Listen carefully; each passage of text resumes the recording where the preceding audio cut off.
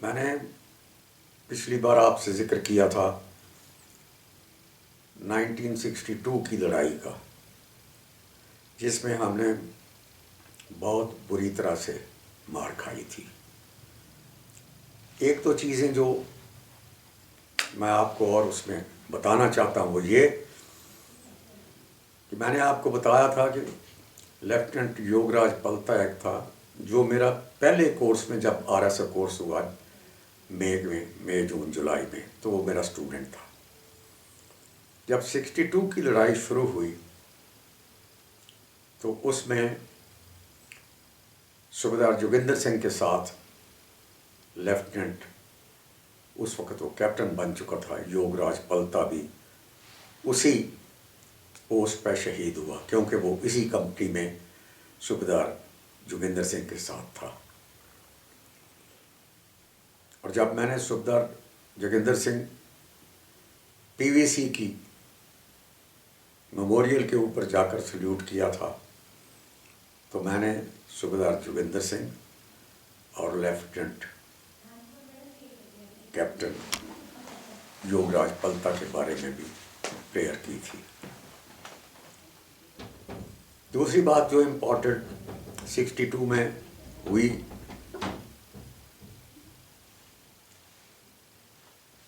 وہ تھی ہمارے ایک JC میں انسٹرکٹر ہوتے تھے، لیفٹیننٹ کرنل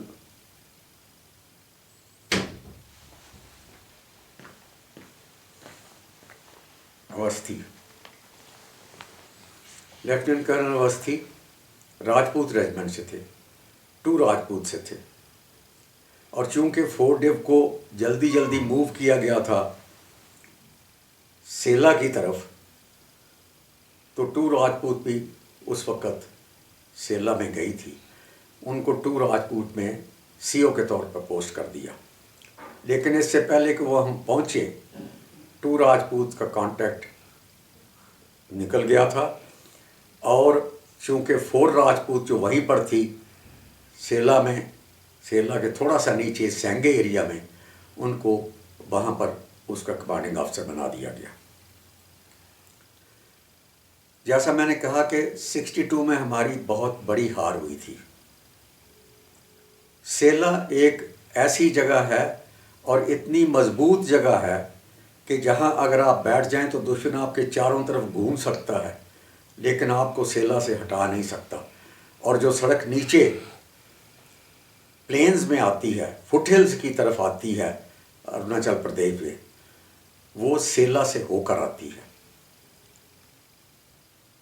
سیلا پر اس وقت ہمارا جو بریگیڈ تھا اس کے کمانڈر تھے بریگیڈیئر ہوشیار سنگھ، اور بریگیڈیئر ہوشیار سنگھ نے جب ڈیو ہیڈ کوارٹر جو سینگے میں تھا انہوں نے کہا کہ آپ وڈرا کرو، تو بریگیڈیئر ہوشیار سنگھ نے وڈرا کرنے سے انکار کر دیا تھا، لیکن ان کو حکم دیا گیا کہ وہ ضرور وڈرا کریں گے وہاں سے، تو انہوں نے مجبوراً وہاں سے وڈرا کیا، اور نیوکمیڈانگ رج کی طرف سے آتے ہوئے وہ ان کی پلٹنوں کے جو 3 پلٹنیں تھیں ان کے بہت سارے جوان نیوکمیڈانگ رج سے نیچے آتے آتے شہید ہو گئے، کیونکہ دشمن تب تک چاروں طرف سے اس رج کو گھیر چکا تھا۔ سینگے میں جو ڈیو ہیڈ کوارٹر تھا انہوں نے بھی وہاں سے واپسی کا فیصلہ کیا، اور جس کو جو راستہ ملا وہاں سے چل پڑا۔ 4 راجپوت چونکہ اس ایریا میں تھی، تو 4 راجپوت نے جب وہاں سے نکلنے کا فیصلہ کیا تو ایک راستہ تھا لگیالا گومپا کا، جو روپا سے تھوڑا سا اوپر ہے۔ میں یہ ساری باتیں اس لیے بتا رہا ہوں کہ 66 میں اسی ایریا میں پوسٹڈ تھا، اور میں نے اس پوری باتوں کو پوری ہسٹری کو ان کی اسٹڈی کیا۔ تو جو کرنل اوستھی تھے وہ 4 راجپوت کو کمانڈ کر رہے تھے، انہوں نے لگیالا گومپا کی طرف اوپر بڑھے، اور ان کا خیال تھا کہ لگیالا گومپا ایک ایسی جگہ ہے، پراچین گومپا ہے، مونیسٹری ہے، وہاں پر وہ چاروں طرف کا ایریا دیکھ سکتے تھے، اور وہاں سے وہ دشمن کے ساتھ مقابلہ کریں گے۔ لیکن افسوس کہ دشمن ان سے پہلے ہی وہاں پہنچا ہوا تھا، اور جب وہ وہاں پہنچے تو وہ ان کے ساتھ 6 افسر اور ان کے ساتھ جتنے بھی جوان تھے فورٹ راجپوت کے، سب اس لڑائی میں شہید ہو گئے اور ایمبوش میں آ کر مارے گئے۔ وہ لڑے، بہت بہادری سے لڑے، انہوں نے کاؤنٹر اٹیک بھی کیے، لیکن ان کا کوئی فائدہ نہیں ہوا۔ میں اس میموریل تک چل کر گیا تھا، لوگیالا گومپا، ان کو ان کی سمادھی پر، ان کے میموریل کے اوپر جا کر نمسکار کرنے کے لیے، اپنا پریئر کرنے کے لیے، ان کے ساتھیوں کے لیے۔ ابھی ان کے میموریل کا ایک حصہ نیچے جو ہے وہ روپا میں بھی بنا دیا گیا ہے، وہاں پر بھی وہ پوری لکھا ہوا ہے کہ کون کون وہاں شہید ہوا تھا، اور یہ فورٹ راجپوت کا میموریل وہاں ہے، وہاں پر بھی کرنل اوستھی کا نام ہے۔ کرنل اوستھی ہندوستانی فوج کے بہت ہی ہونہار اور بہادر افسروں میں مانے جاتے تھے۔ افسوس ہم نے ایسے اچھے افسر کھو دیے۔ ان کے ساتھ جو ایک اور افسر شہید ہوا وہ تھا کیپٹن دیال سنگھ۔ کیپٹن دیال سنگھ اور میں دونوں اکیڈمی میں اکٹھے تھے۔ وہ 6 فٹ کے سکھ جوان تھے، ہندوستان میں وہ نیشنل ہائی جمپ چیمپئن تھے، اور چونکہ وہ ایک پیور ویجیٹیرین تھے تو ہم دونوں ایک ہی ٹیبل پہ اکیڈمی کے اندر بیٹھتے تھے کھانے کے لیے، اور ہر روز میری ان سے ملاقات بریکفاسٹ، لنچ اور ڈنر تینوں وقت ہوتی تھی۔ وہ بھی وہاں شہید ہوئے۔ وہ سب اور جو جوان تھے، جتنے بھی افسر تھے، آج بھی جب میں ان کے نام یاد کرتا ہوں تو مجھے بہت دکھ ہوتا ہے کہ کس طرح ایک ایسی فوج جس نے اپنی کبھی کوئی لڑائی نہیں ہاری تھی، اور فورٹ راجپوت کا ریکارڈ ہے، یہ بہت پرانی پلٹن ہے،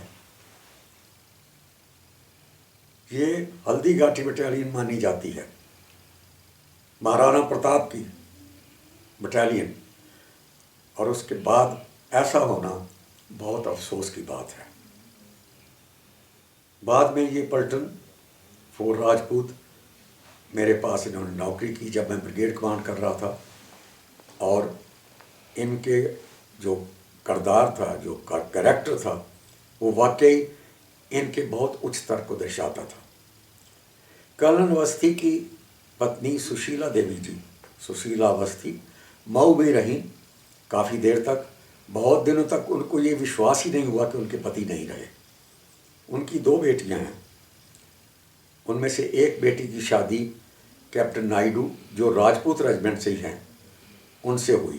بعد میں captain Naidu lieutenant general Naidu بنے اور vice chief of the army staff کے عہدے سے ریٹائر ہوئے۔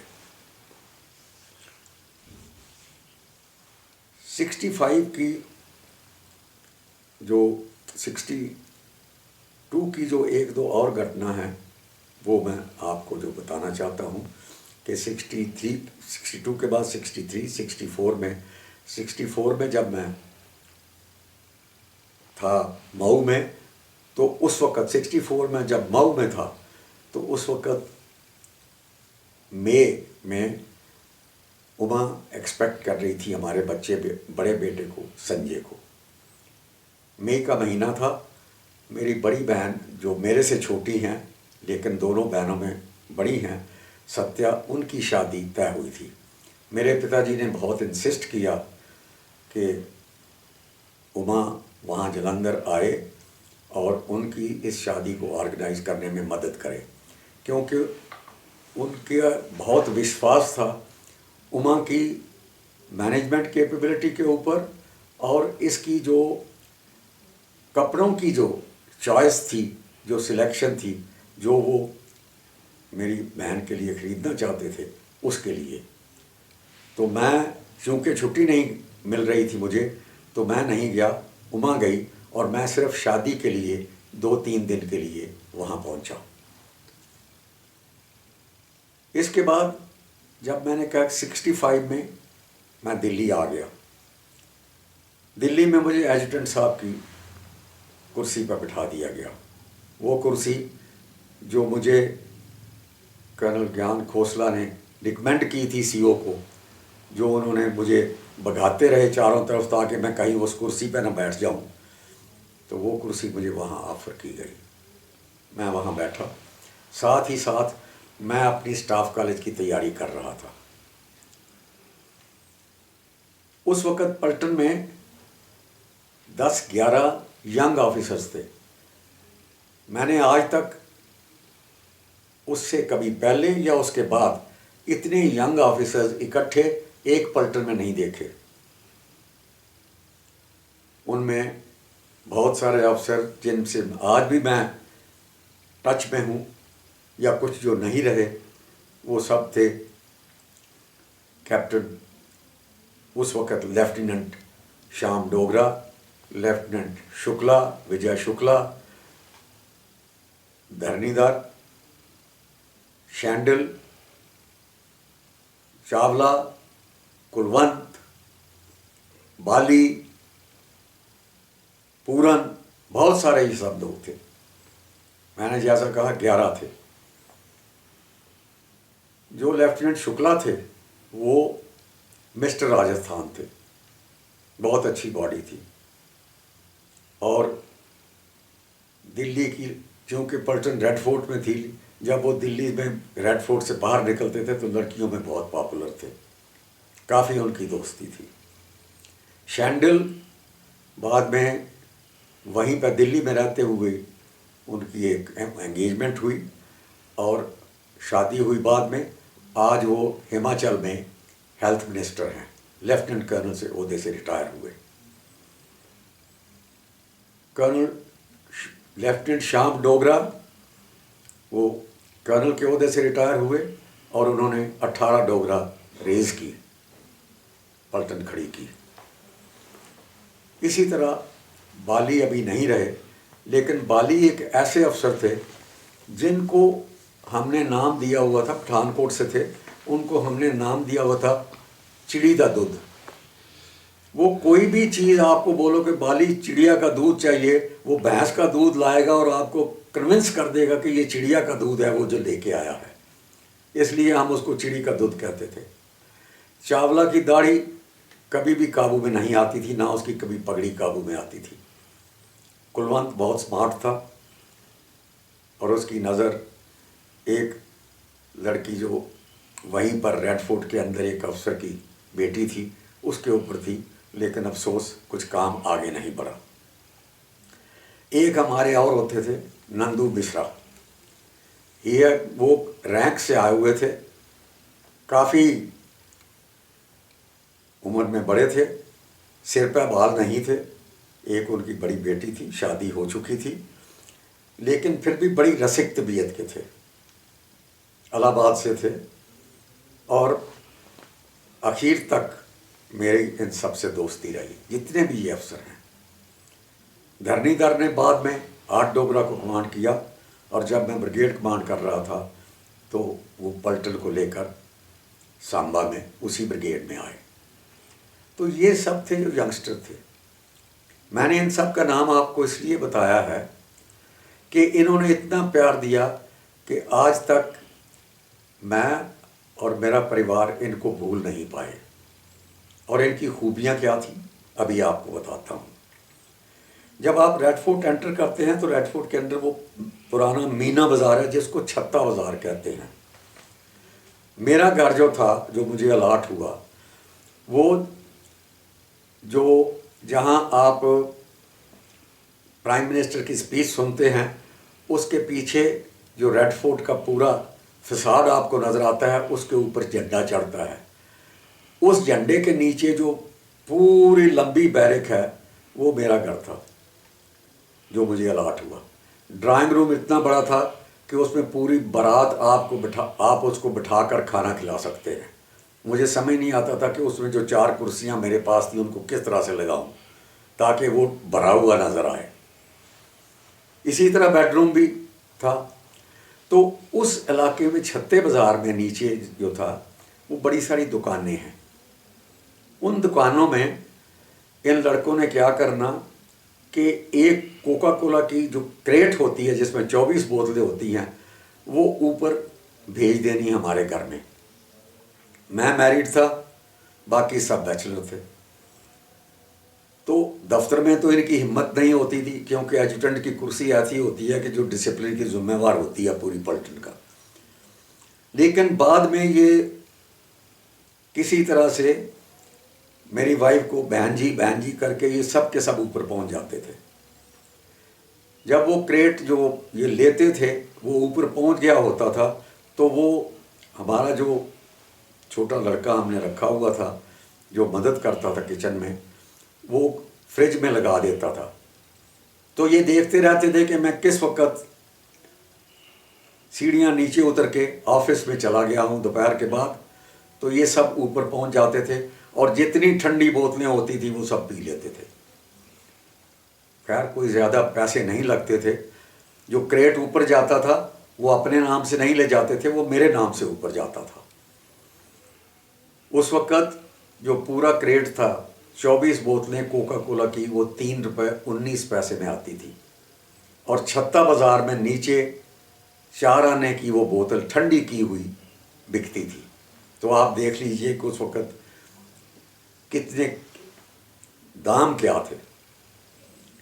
तो ये और इनकी ये शैतानी ऐसी थी कि ये काबू में नहीं आते थे मेरे। खैर मैंने जैसे आपको बताया कि शुरू में चूँकि मुझे कोई घर अलाट नहीं हुआ था, जब मैं दिल्ली पोस्ट हुआ और पलटन ने बताया कि कोई अकामोडेशन नहीं है, तो उमा कुछ दिनों के लिए लखनऊ अपने पेरेंट्स के पास चली गई थी। और चूँकि मैं मेस में रहता था, अफसर मेस में ही खाना खाता था, तो इनको काबू करने के लिए मैंने कहा कि हर रोज़ डिनर नाइट होगी और हफ्ते में 4 डिनर नाइट जो हम ऑफिशियली करते हैं, सैटरडे, संडे और वेडनेसडे को छोड़कर बाकी चारों दिन जो हम डिनर नाइट करते हैं वो हम पूरी अच्छी तरह से अटेंड करते थे और पूरे डिसिप्लिन के साथ। लेकिन जो ही डिनर नाइट ख़त्म होती थी ये फिर अपनी हरकतों से बाज नहीं आते थे। और इनकी हरकतें कोई ये नहीं कि किसी को जाके कोई मारपीट करते थे या कुछ, लेकिन इनकी हरकतें बड़ी प्यारी सी हरकतें थी। इन्होंने क्या करना, इन्होंने रात को 9 से 12 बजे किसी सिनेमा हॉल में मूवी की टिकट खरीद लेनी और डिनर नाइट के ख़त्म होते ही मुझे बता देना कि सर आज हम फलानी पिक्चर जा रहे हैं, आपके लिए टिकट ले ली गई है, आपके अकाउंट में पैसे डाल दिए गए हैं, आपने चलना है तो आपकी मर्ज़ी है। तो I had no choice but to accompany them. और यही हालत रही जब मेरी वाइफ कुछ दिनों के बाद मुझे ज्वाइन किया। सीओ साहब लेफ्टिनेंट कर्नल एसपी बख्शी थे। बहुत ही ऐसे कमांडिंग अफसर बहुत कम मिलते हैं और मैं अपने आप को बहुत खुशकिस्मत समझता हूँ कि उनसे मैंने बहुत कुछ सीखा और उन्होंने जो मुझे प्यार दिया, उन्होंने, उनकी पत्नी ने, उनके परिवार ने, वो मुझे आज तक याद है और उनके साथ भी जन्म भर आखिरी दम तक मेरा रिश्ता रहा। तो बख्शी साहब थे, बड़े अच्छे आदमी थे। जब मेरी वाइफ आ गई, बख्शी साहब ने कहा कि भाई मेस में एक गेस्ट रूम जो है वो गेस्ट रूम कोई ज़रूरत नहीं, कहीं और हम गेस्टों को भेज देंगे, आप उस गेस्ट रूम में रहो। तो एक कमरा था, उसमें हम दोनों और हमारा बच्चा थे। एक ही बाथरूम था जिसमें मेस वाले पूरे जितने यंगस्टर थे, जैसा मैंने कहा ये 11 ये इस्तेमाल करते थे लंच टाइम में, डिनर टाइम में, सुबह जाने से पहले। तो इसलिए उमा के ऊपर और हमारे बच्चे के ऊपर, संजय के ऊपर ये रिस्ट्रिक्शन रहती थी कि वो उस दौरान में बाथरूम का इस्तेमाल नहीं कर सकते। दूसरी बात जो एक और इंटरेस्टिंग थी आर्ट डोगरा की, वो ये थी कि आर्ट डोगरा में हमारे पास एक कुक होता था जिसका नाम था संतोख सिंह। बहुत ही अच्छा कुक था। कुक स्पेशल की ट्रेनिंग थी उसकी اور اتنا اچھا کھانا بناتا تھا پارٹی کے دن کہ سب جو بھی آتے تھے سب گیسٹ اس کی تعریف کرتے تھے. لیکن اس کی ایک چیز تھی کہ اس کو چھٹی چاہیے ہوتی تھی تقریباً ہر 3-4 مہینے کے بعد. تو انہوں نے جب میں ایجوٹینٹ کر رہا تھا تو اس نے کھڑے ہو جانا میس میں ہی, کیونکہ میں میس میں ہی رہتا تھا, کہ صاحب دیکھو بنو نا چھٹی چاہیے دی ہے. میں کہا بھائی کیا ہوا؟ صاحب ہے دیکھو سنگنی دی ٹیلی گرام آئی ہے. سنگنی مین وائف ہے اس کی.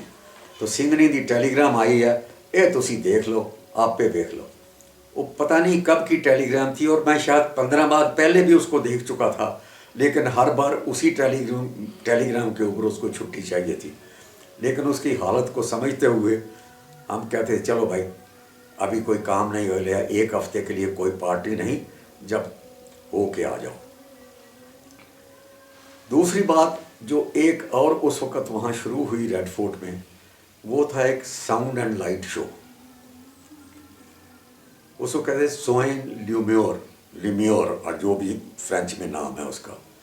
ساؤنڈ اینڈ لائٹ شو پورے ریڈ فورٹ کا جو ہسٹری ہے وہ ساری وہ بتاتے ہیں, جیسے آج کل کئی جگہ اور بھی شروع ہو چکا ہے. ابھی وہ شروع تو ہو گیا, نیچے کرسیاں لگی ہوتی تھی, لوگ لے کے آتے تھے, ٹکٹ لے کے جاتے تھے, دیکھتے تھے. لیکن جتنے فوجی تھے وہ یہی چاہتے تھے کہ ہماری ایک بیرک جو ان کرسیوں کی جگہ کو اوور لک کرتی تھی, وہاں پر وہ کرسیاں لگا کر پچھلے والی سیڑھیوں سے اوپر چڑھ جائیں اور فری دیکھیں. تو ہمارے لیے ایک یہ اور کمٹمنٹ ہو گئی تھی.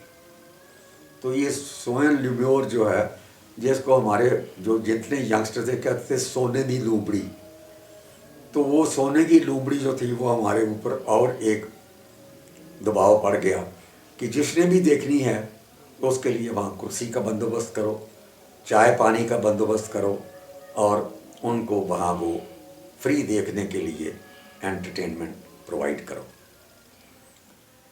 اور جو ایک بات تھی وہ یہ کہ جب بھی یہ لڑکے چھوکرے یہ اپنے ینگسٹر سنیما دیکھنے جاتے تھے تو مجھے ساتھ لے جانے. جب اما بھی آ گئی تو انہوں نے کہنا کہ سر ہم نے ٹکٹ خرید لیا, آپ کو چلنا پڑے گا. میرے پاس اسکوٹر تھا تو میں نے کہا اچھا آپ لوگ چلو, میں اسکوٹر پہ آ جاؤں گا. کہنے لگے نہیں سر ہم سب ٹیکسی میں جائیں گے. میں نے کہا بھائی میرے پاس اسکوٹر ہے. نہیں سر بہن جی بھی ٹیکسی میں چلے گی ہمارے ساتھ. خیر ٹیکسی کو بندوبست جاتے ہوئے ہو جاتا تھا. ابھی آتے بار چونکہ سب پکچریں ہم رات کو 9 سے 12 کے دیکھا کرتے تھے, آتے بار ریڈ فورٹ کوئی ٹیکسی لے کے نہیں آنا چاہتا تھا. ان دنوں ریڈ فورٹ کے سامنے اتنی چہل پہل نہیں تھی جتنی آج ہے, تو کوئی بھی یہاں رات کو وہاں آنا نہیں چاہتا تھا کیونکہ اس کو کوئی واپسی کی سواری نہیں ملتی تھی. تو یہ کیا کرتے تھے, بعد میں مجھے سمجھ آئی کہ یہ کیوں کہتے ہیں کہ ہمیں دونوں کو جانا چاہیے ٹیکسی میں. انہوں نے کیا کرنا, مجھے اور اما کو کھڑا کر دینا کہ آپ کھڑے ہو جاؤ, ٹیکسی کو روکنا. چونکہ لیڈی میرے ساتھ ہوتی تھی تو ٹیکسی والے نے ٹیکسی روک لینا کہ صاحب کہاں چل رہا ہے. میں نے کہا بھائی کہہ دینا کہ بھائی جانا ہے چاندنی چوک, کیونکہ ریڈ فورٹ کے سامنے چاندنی چوک ہے. اس نے کہا چلیے صاحب میں آپ کو لے چلتا ہوں, لیکن ریٹرن کے بھی آپ کو دینے پڑیں گے. میں نے کہا ٹھیک ہے بھائی دے دیں گے. جو ہی ہم ابھی ٹیکسی کے دروازے ہی کھول رہے ہوتے تھے, یہ 11 کے 11 پتہ نہیں کہاں سے جھپٹ کے پہنچ جاتے تھے, اور یہ سب کے سب ٹیکسی کے اندر گھس جاتے تھے. اپنے آپ کو کیسے, وہ ٹیکسی بڑی ہوتی ہے, یہ جو پرانی ہندوستان کی ٹیکسی تھی, تو اس میں پتہ نہیں کیسے یہ فٹ ہو جاتے تھے. تو ہمیں بعد میں پتہ چلا کہ ہمیں ساتھ کس لیے کہا جاتا کہ ہم ٹیکسی میں چلیں گے. وہ بیچارہ چلا نہیں سکتا تھا, اس کے پاس بیٹھنے کی جگہ نہیں ہوتی تھی, کہ وہ 4 لڑکے اندر گھسے ہوتے تھے فرنٹ سیٹ کے اوپر. لیکن اب چونکہ وہ اتنے ہی ینگسٹر تھے اور پھر دبدبا استعمال کرتے تھے, تو وہ اس کو ہمیں لے کے آنا پڑتا تھا اور ہمیں لے کے آتا تھا. थोड़े बहुत एक्स्ट्रा पैसे उसको देते थे ताकि उसका थोड़ी कंपनसेशन हो जाए, लेकिन ये तरीका होता था इनका। और ये जो प्यार मैं बता रहा हूँ, ये आज भी हमें अपनी आंखों के सामने जब हम ये उस वक़्त की जगह देखते हैं तो नज़र आता है। ये मैं आपको फ़ौजी ज़िंदगी की सच्चाइयाँ बता रहा हूँ। मैं नहीं जानता आजकल पलटनों में, यूनिट्स में माहौल कैसा है, क्योंकि आजकल टीवी, मोबाइल, ये सब चीज़ें आ गई हैं, पता नहीं एक दूसरे के साथ कितना इंटरेक्शन है। लेकिन उस वक़्त ये होता था कि जितने भी मैरिड अफसर थे, किसी न किसी बहाने ये सब यंगस्टर मिल मिला के सैटरडे संडे को कोई ऐसा प्रोग्राम बना लेते थे कि भाई उस अफसर के या तो घर पहुंच जाना है, या पहले से कोई उसकी बेटी का या बेटे का या उसकी वाइफ का या उसका अपना बर्थडे वगैरह ढूंढ लेना है। तो उनको सब कहते, सर आज शाम को हम आपके आ रहे हैं to celebrate the birthday of your child, or your wife. थोड़ी सी मिठाई लेकर और 2-4 फूल लेकर ये पहुंच जाते थे, और 11 जहाँ 10-11 यंगस्टर पहुंच जाएं, वहाँ रौनक वैसे ही लग जाती थी। और उस अफसर के पास और कोई चारा नहीं होता था सिवाय इसके कि वो बाकी भी जितने, क्योंकि जो अब रेडफोर्ट में अफसर थे उनको भी बुला ले। जो दूसरी चीज़ थी वो थी विजय चौक में गार्ड माउंटिंग। और ये हमारे जितने यंगस्टर थे, इनमें से जिनको डिटेल किया जाता था, क्योंकि हमारी 2 कंपनियां राष्ट्रपति भवन में थी। राष्ट्रपति भवन में जो 2 कंपनियां थी वो गार्ड माउंटिंग करती थी प्रेसिडेंट के लिए, और वो प्रेसिडेंट के जो राष्ट्रपति भवन है उस पर जितनी गार्ड लगती थी वो हमारी लगती थी। तो वो दोनों कंपनियां जो थी उनके साथ ये यंगस्टर डिटेल किए जाते थे। और ऐसी ड्रिल इनकी सुलझी हुई हो गई थी कि जब ये गार्ड माउंट करते थे सुबह 8 बजे, तो हर रोज़ विजय चौक के ऊपर चारों तरफ भीड़ लग जाती थी, और लोग देखने के लिए आते थे कि गार्ड माउंटिंग कैसे की जाती है। और गार्ड माउंटिंग हमेशा सेरेमोनियल ड्रेस में की जाती थी, और राष्ट्रपति भवन में जितनी भी हमारी कंपनी जितने भी जवान लगते थे वो सब सेरेमोनियल ड्रेस में होते थे। इसी दौरान में मेरा स्टाफ कॉलेज का रिज़ल्ट आ गया। रिज़ल्ट आया तो मैं उसमें पास हो गया। मैं एजुटेंट की कुर्सी में बैठा हुआ था, अंदर से रिंग आया कर्नल सूरज बख्शी साहब का, ज़रा मेरे दफ्तर में आओ। मैं जाके खड़ा हो गया। मैंने कहा सर। कहने लगे बैठ जाओ। मैं बैठ गया। कहने लगे भाई तेरा स्टाफ कॉलेज का रिज़ल्ट आ गया है। तो मैंने कहा अभी कुछ बताया नहीं, अभी कुछ कहा नहीं। अभी अभी उनके एक रिश्तेदार थे जो आर्मी हेडक्वार्टर एमटी ब्रांच में थे, कि अभी अभी उसने रिंग किया है और उसने बताया है। तो कहने लगे भी अच्छा तू अपना ना आईसी नंबर बोल, इंडियन कमीशन नंबर जो हमारा हम हर अफसर का होता है।